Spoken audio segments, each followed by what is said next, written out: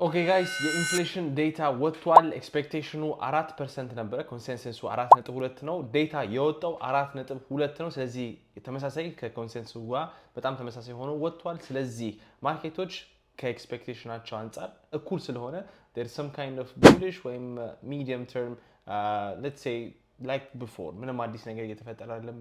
ብዙ ማርኬት ሙቭመንቶች የሉም። ቢትኮይን ትንሽ ራሊ አድርጎ ነበረ በዚህ ኒውስ ምክንያት። ከዛ በኋላ ግን አሁን ስቲል ሪጀክሽን እያገኘ ይገኛል።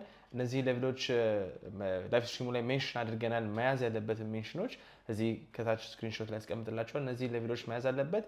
ከ200 ዊክሊ ሙቪንግ አቨሬጁ በታች ሆነ የሚዘጋ ከሆነ it will be the second consecutive day that it will be closing there. ይር ትሬት አርዋዩ ሰጀሽኑ ስቲል ወደታች እንሄዳለን ብለ ያሳየናል በሚቀጥሉት 4-5 ቀናት። ኦፍ ኮርስ አም ኖት ሴይንግ ይር ትሬት አርዋዩ ፐርፌክትሊ ፕሌይ አውት ማድረግ አለበት። ነገር ግን አንዳንድ ኢንዲኬተሮች ስቲል there is further downside ብለ ያሳዩናል። አብረን ምን ይሆናል ምን እንደሚሆን ነገ ስቲል ሌላ ላይቭ ስትሪም ሚኖረን ይሆናል። ፕሮዲዩሰር ፕራይስ ኢንዴክሱን አብረን የምንመለከት ይሆናል። so see you on tomorrow's live stream.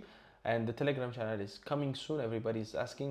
It's coming soon. And subscriber ልንገባ ነው። ሰብስክራይብ ካላደረጋችሁ ሊንኩ ባዮ ላይ አለ። ሄዳችሁ ቻናሉ ሰብስክራይብ እንድታደርጉና ጆይን እንድታደርጉ ቤተሰብ እንድትሆኑ ጋብዛችኋለሁ።